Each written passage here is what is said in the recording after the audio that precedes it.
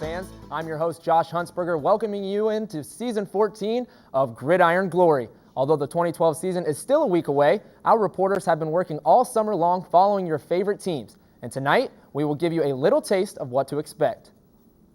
But before we jump into the fun of this year, let's take a look back at the 2011 season. The TVC-Hocking and SEOAL found themselves seeing red for the second year in a row. Tri-Valley and Williamstown both made impressive playoff runs. And oh, by the way, who could forget that Week 10 matchup in the TVC-Ohio? From the very first week, the 2011 season was just as riveting as we expected. In a nail-biter at Gallia Academy, the Athens Bulldogs found a way to grab their first win of what would turn out to be a perfect season. Our 5 conferences saw 11 playoff berths, and we witnessed some of the most thrilling games this show has ever seen. For the second year in a row, the SEOAL came down to a Week 10 battle between Gallia Academy and Jackson, but the Ironmen stated clearly that they were staying on top with a 27-6 victory. Jackson had a perfect 10-0 regular season, a second-round playoff appearance, and the pleasure of having Gridiron Glory Player of the Year, Austin Osborne, at quarterback. Behind a solid ground attack, the Williamstown Yellow Jackets finished 13-1 and also trounced their regular season opponents before making a playoff push all the way to the West Virginia State Championship. The Tri-Valley Scotties were all business as they emphatically took back the MVL title. Behind Austin Jones and Nathan Strock, the Scotties strolled through league opponents, winning by an average of 33 points in league play before capping their season with a district final playoff appearance. Down in the TVC-Hocking, things remained the same for Isaac Lee and Wahama. The White Falcons went undefeated in the regular season for the second year in a row before losing in the state semifinals. But while one side of the TVC felt monotonous, the TVC-Ohio took 10 weeks and 1 overtime to decide the conference champion.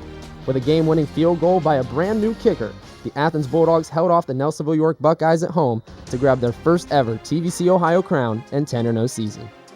Clearly, this 2012 season has some giant shoes to fill after all of the thrills 2011 brought us. But as the past has shown, graduating seniors just make room for new stars, and we know these teams will deliver plenty of excitement.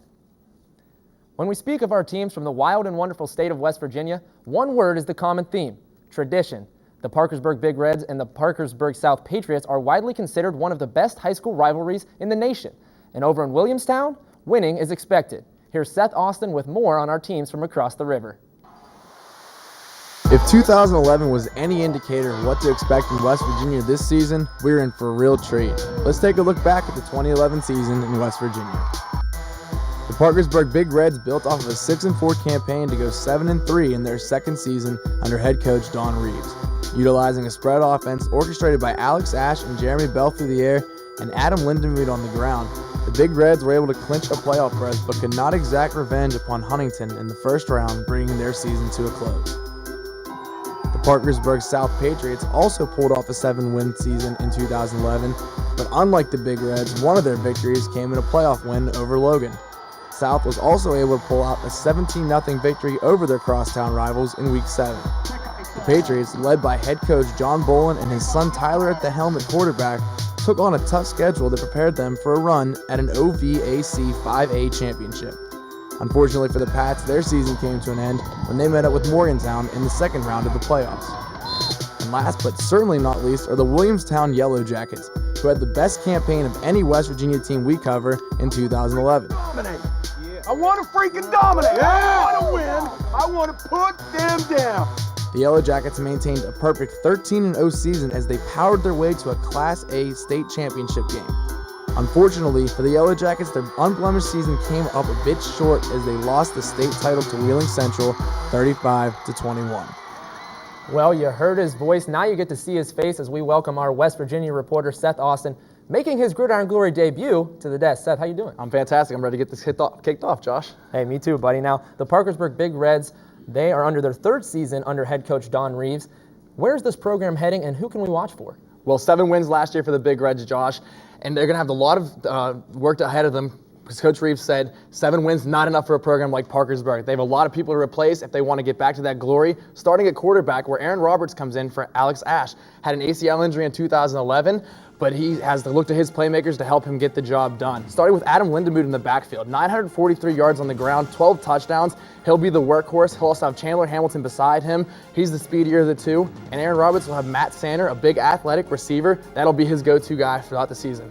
Now their rivals Parkersburg South, they're coming off a 7-win season as well, and they're returning 3-year starting quarterback Tyler Bolin. What can we expect from the Patriots? Like you said, Josh, Tyler at quarterback and his dad John at the helm is the head coach, and they have a season, there'll be a big season primed ahead of them for them. And Tyler can only get better in his 3rd year as a starter at the varsity level, and he has all the weapons around him to get the job done. Jordan Kyocho, a returning 1,000-yard rusher, and they'll also have 2 big receivers, Logan Cox, Braxton Johnson, that'll help him get the job done. Now over in Williamstown, they had another great season, nothing new, but they made a state finals run. Can they do that again? Well, we'll definitely see if they can do that because they do return Jake Tracewell at quarterback. He's a junior, started as a sophomore, but what's going to be all about replacing Trey King, who rushed for 22 touchdowns last year. Whether we'll see Dakota Watson or David Hastings step into that role, who knows? But Coach Terry Smith told us it's going to be all about their lines. Seniors Avery Goff, Alex Roush, and Nick Meadows, all along that offensive line, will help them get the job done, as well as Chris McDuffie at the end, an all-stater returning for them. Wow, sounds like another great year in West Virginia. Thanks a lot, Seth. Now, the TVC-Hocking is a conference that isn't used to one team dominating the rest. That was until the joining of the Wahama White Falcons 2 years ago. Since then, they have beaten conference opponents by an average of 42 points and haven't lost to any of them. Here's Keith Turner with more on last year's Hocking action.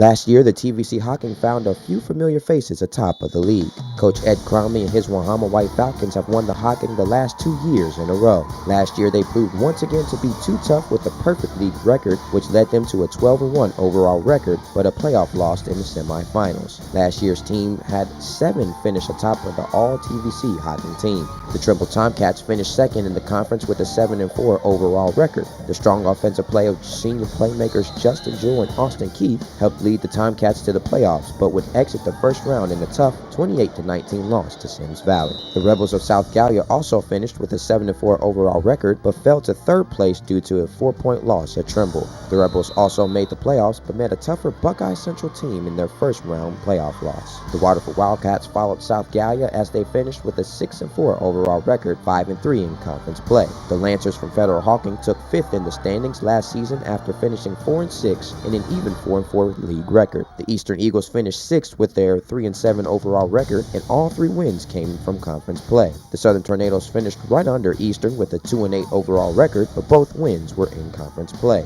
Miller and Belpre round out the bottom 2 teams in the Hocking. Miller finished 1-9 with their single win in league play, and Belpre finished with a winless season. The Hocking sent 3 teams to the playoffs and another dominant year from reigning champs, the Wahama White Falcons. We now welcome our TVC-Hocking reporter Keith Turner to our side set. Keith, can anyone knock off Wahama? Well, Josh, over the last 2 years, they've been too tough, too physical, and too well coached as they single-handedly won the Hocking since they've entered the league. But this year, it might just be a little different. Wahama talking with head coach Ed Cromley. One concern with this year's team is the lack of depth, as they graduated 6 all-TVC-Hocking players last season, including Isaac Lee and Anthony Grimm, who together led the team in rushing and receiving. But this year, all eyes will be on senior quarterback Trenton Gibbs, coming back to the team this year to lead, and junior running back Kane Roush, who had an impressive sophomore season. They're going to need young talent on both offense and defense. But the true team to watch, Josh, this year will be the Trimble Tomcats, as they lost 8 seniors last year, but many of which were hurt. And this year, they'll be led by a very versatile quarterback, junior Connor Stanley, and running back Jacob Coons. Trimble's offense will be very fun to watch this year. I'm circling that Week 2 showdown, as Wahama will be traveling to Trimble, where the TVC-Hocking crown could just be on the line. And Coach Fairs talked to us about that special game. We've just got to come in and play our game. We were right with them to the end of the game last year, and we've got a lot of kids back, and so do they. So it's going to be a good game. Well, it seems like Trimble and Wahama are always the teams that are top out here, Keith. Who are some other teams from the Hocking that we think might be having a little bit more success this year? Well, Josh, you can't forget South Gallia did make the playoffs last year. After a 7-3 run, they had a lot of experience, but this year they won't have as much experience. Ethan Spurlock is going to have to be huge for them this year, but I also will be looking for Fedhawk this year. They're having a very experienced team coming back and a very experienced quarterback. So, Josh, I think a lot will be on hands for the TVC-Hocking this year, but don't count out Belpre. After a winless season this year, Josh, I think Belpre may be able to shake it up, and here's my bold prediction. They may be able to win 2 or 3 in the Hocking this year. Well, you know what, Keith? I'm going to ask you a quick question. I need a quick answer. Who are you going to take at the top of this league at the end of the year? I may surprise you this year, but I'm going to have to go with Trimble. I can't turn away from Connor Stanley, that versatile guy with the arm and with his feet.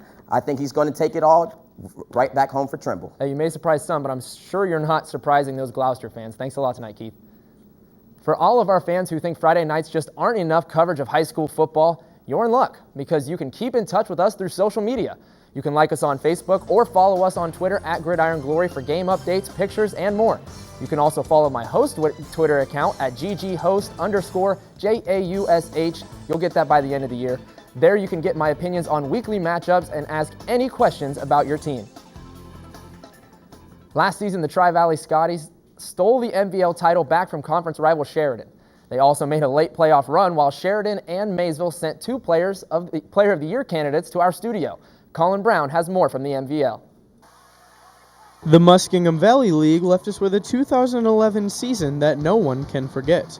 Taking home the MVL title and the best season in school history, the Tri-Valley Scotties were the face of the league, finishing with an 11-2 overall record, and just falling short of the state regional final. The Scotties have high aspirations for the 2012 campaign, led by returning stars Nathan Strock and Austin Jones. Finishing behind the Scotties were the rival Sheridan Generals. Led by head coaching legend Paul Culver, the Red Rage looked to rebuild around a core group of seniors.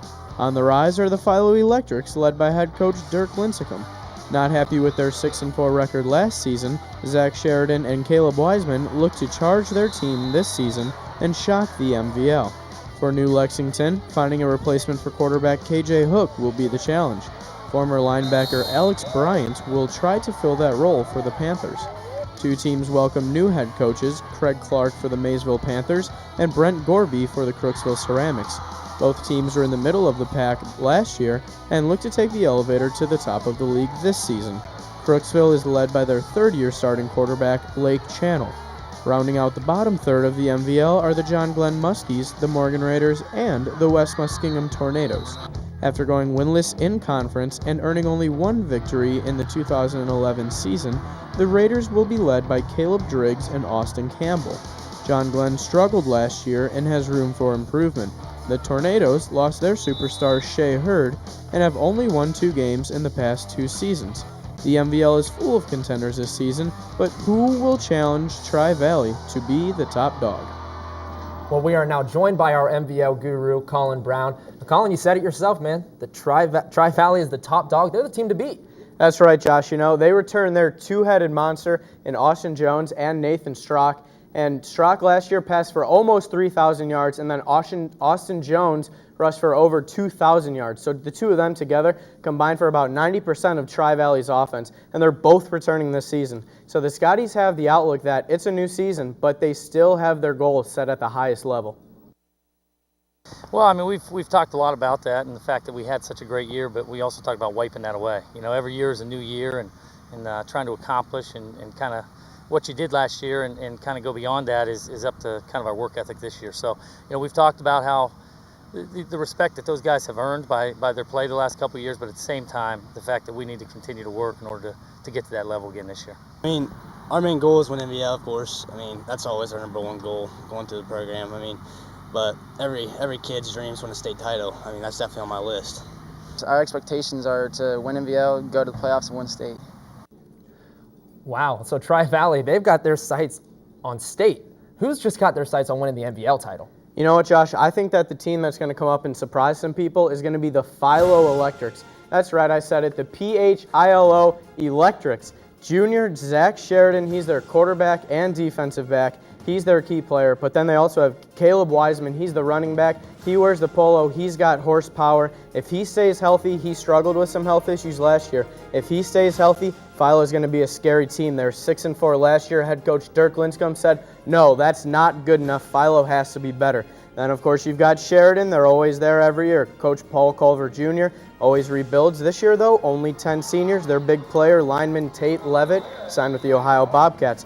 Coming after that, Maysville and Crooksville both have new head coaches, but Maysville lost Gridiron Glory Player of the Year Jeremy Willison, and we'll see if they can replace him. CJ Harris is going to have to be that guy. Then John Glenn, returning a lot of guys, and they showed a lot of toughness. We'll see if they can make their way up. Well, Quick question for you as well. Outside of Tri-Valley, Strzok and Jones, what player would you think would be most valuable to his team? You know, Josh, I'm gonna kind of go out there and say Lake Channel for Crooksville. If he plays well, they win. Hey, quick answer and smart answer. Thanks a lot, buddy. Well, we've previewed 3 of our 5 conferences so far. Coming up, we will take a look at the SCOAL, TVC-Ohio, and tell you which players to keep an eye on this season. So stick around, because Gridiron Glory will be back in 60 seconds. I know that felt like the longest minute in eternity, football fans, but thank you for sticking with us. Last season gave us some of the best individual performances we've seen in years, from Devon Sharp leaping over a defender into the end zone to Player of the Year Austin Osborne carrying his team on the ground and through the air. And although all of our Player of the Year candidates have now graduated, we still believe there are some big stars that will be turning heads. After leading the Tri-Valley Scotties to their best season in school history, Nathan Strzok and Austin Jones are back for more. Jones handled the majority of the rushing attack, finishing the year with just under 2,000 yards on the ground with 24 touchdowns. Strzok led an impressive aerial assault with 2,200 passing yards and 26 touchdowns, while throwing only 7 interceptions. He also completed his video game stat line by rushing for over 700 yards with 9 rushing touchdowns. In Jackson, running back Morgan Landrum is hoping to take the reins from his former teammate and 2011 Gridiron Glory Player of the Year, Austin Osborne. Last season, the majority of their run game was handled by Osborne and Drew Irvin, but Landrum still found a way to rush for 600 yards with 7 touchdowns. 2 athletes to watch out for in the TVC are Nelsonville York's Austin North and Trimble's Connor Stanley. As last season progressed, North and Stanley came to have key roles in their team's success, and they will be going head-to-head next week. All of these players and more will be filling our highlight reels for the entire season and have the potential to be named Gridiron Glory's Player of the Year. Since the reign of the Logan Chieftains faded 2 years ago, the Jackson Ironmen have assumed the role of SCOAL King. They've won the past 2 conference titles, but Gallia Academy has finished right behind them both years. Morgan Eastman recaps how the rest of the league played out. For the second year in a row, the SCOAL belonged to one team and one team only, the Jackson Ironmen. Jackson capped off their season with a 27-6 win over Gallia Academy to claim their second consecutive league title in a perfect regular season. The Ironmen were led by a trio of senior playmakers in Ty McNelly, Drew Irvin, and Gridiron Glory Player of the Year Austin Osborne. They dominated the SCOAL, winning conference games by an average of 31 points. After beating Athens in the first round of the playoffs, Jackson's year came to an end when they were knocked out by Jonathan Alder in the second round. Runners-up to the Ironmen for the second consecutive year was Gallia Academy. Despite a stout defense that allowed less than 12 points per game, the Blue Devils finished with the 6-4 mark and missed out on the playoffs. Behind the Blue Devils was a 3-way tie for third between Chillicothe, Portsmouth, and Warren, all with 2-3 league records. The Warren Warriors had a strong start to the year, winning 3 of their first 4 games, but faded, dropping 4 of their last 6. It was the opposite story for Chillicothe, who lost their first 5 games, but finished the year on a strong note, winning 3 of their last 5. It was a tough year for Portsmouth, who had a 3-7 record, but 2 of their triumphs came in exciting fashion, knocking off Chillicothe and Logan in overtime. Logan rounded out the league with a disappointing 1-9 record, but their lone victory came in Week 6 when they upset Gallia Academy 14-3. But at the end of the day, 2011 was the year of the Ironmen of the SCOAL. We now welcome our SCOAL reporter, Graham Fugazi, to our side set. Graham, the question everyone is asking, does Jackson have what it takes to three-peat? You know, Josh, it's going to be really interesting to see what happens with this Jackson Ironman team this upcoming season. You know, they lose their big 3 essentially. Ty McNelly, their wide receiver, Drew Irvin, Player of the Year candidate at running back, and the Gridiron Glory Player of the Year at Austin Osborne.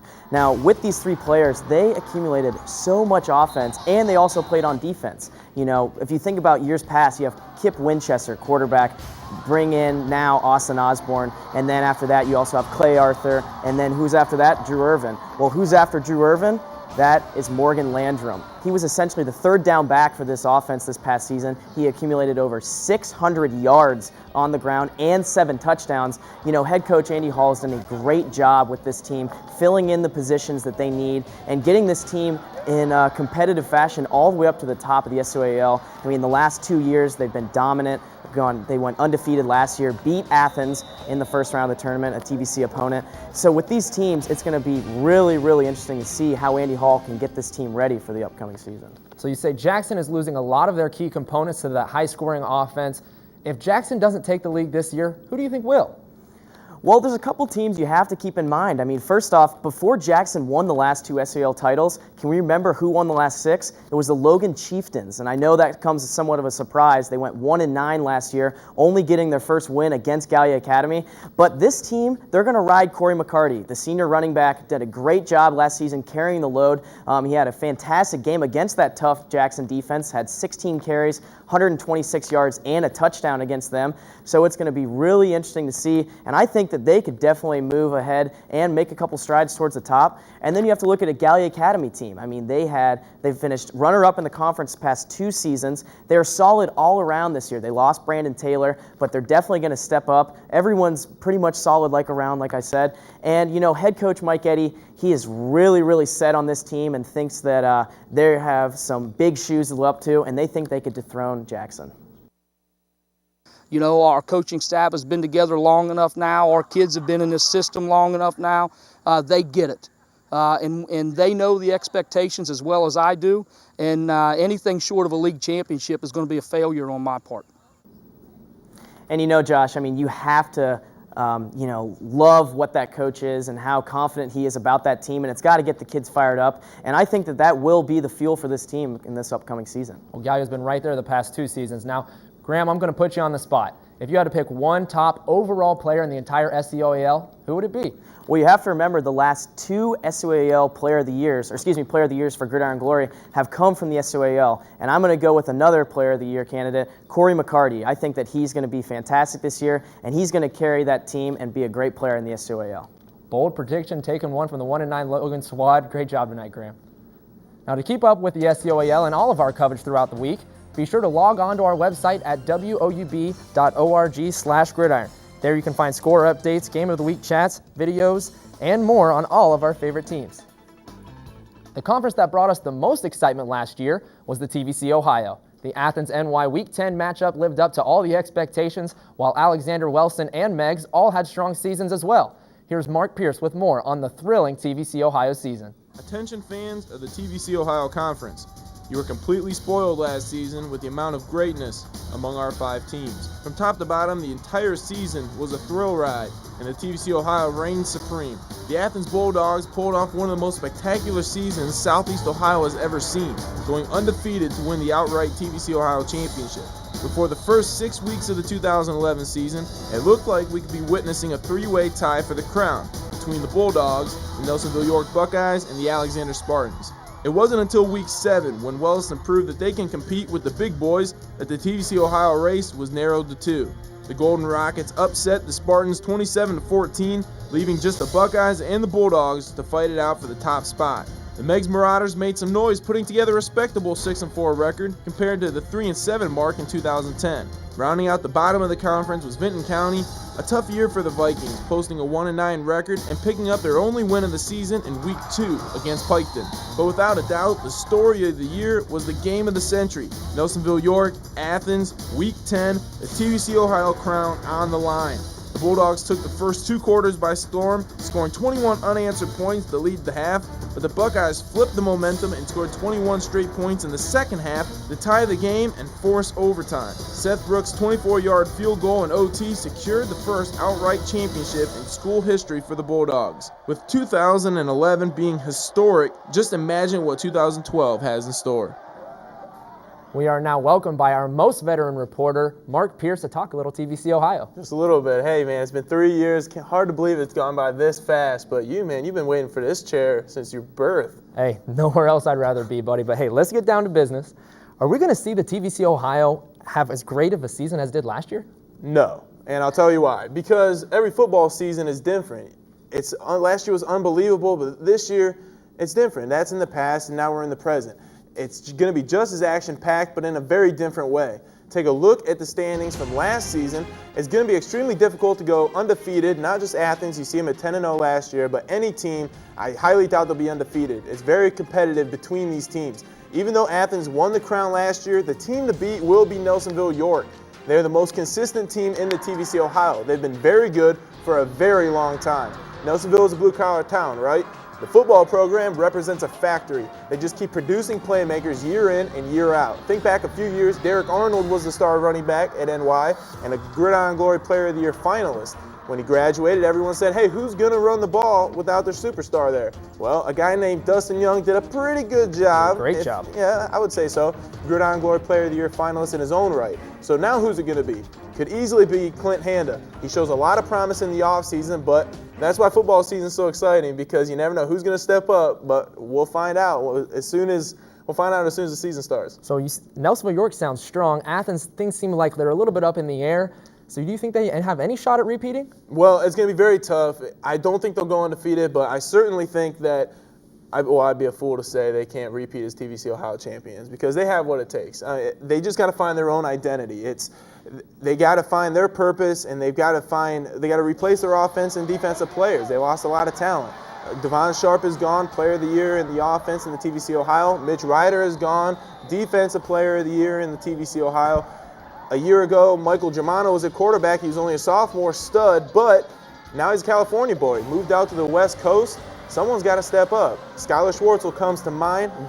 He was vital to last year's success. He's a consistent receiver, solid playmaker, and great in the secondary on defense. But Coach Adams says 5 to 6 guys have to step up this year and find their leaders. That's how you start to build that chemistry. They need to dial in, focus in, and play their own game. The best thing they can do is learn from last year's experience, not get too complacent, and find their own attitude. Because if they can do that, they're going to be a lot of fun to watch. Hey, our most veteran reporter doing the job like he knows best. Thanks a lot, Mark. Yep, thank you. Well, that's all the chat time we have for you on our show tonight. We've done our best to let you know who and what to watch for this season from your favorite teams and conferences. Next week, we'll be calling some highlights and choosing our very first Fan of the Week. Here's where we're headed. The anticipation for Week 1 has been building throughout the entire summer. These teams have had one thing on their mind during winter workouts, two-a-days, and scrimmages: their first opponent. For some, Week 1 means an old rivalry. Trimble will travel to Nelsonville York for a brutal, blood-boiling battle with the Buckeyes. In MVL action, Nathan Strock and the reigning conference champions Tri-Valley will head to a Licking Valley squad that is coming off a 7-win season. Gunslinger Dylan Leffingwell plans to start Warren's season off with a W when they host the Philo Electrics. Over in West Virginia, Parkersburg South starts off their season at home against Ripley, a team that took them down to the final minute last season. We'll be heading out to Meigs to see their brand new stadium for our first segment of Fan of the Week. And for our Game of the Week, Athens will host the Gallia Academy Blue Devils. In 2011, this matchup was decided by only 5 points, while the Bulldogs scored a season low of 15 points. Well, that does it for this week, folks. Our reporters have done their job by saying who will win each conference this 2012 season. To all of you underdogs out there, it's your job to prove us wrong. Be sure to tune in to our shows every Friday at 11:30 p.m. right here on WOUB. But until then, I'm Jaush Hunstberger reminding you that there's nothing better than Friday nights and Gridiron Glory.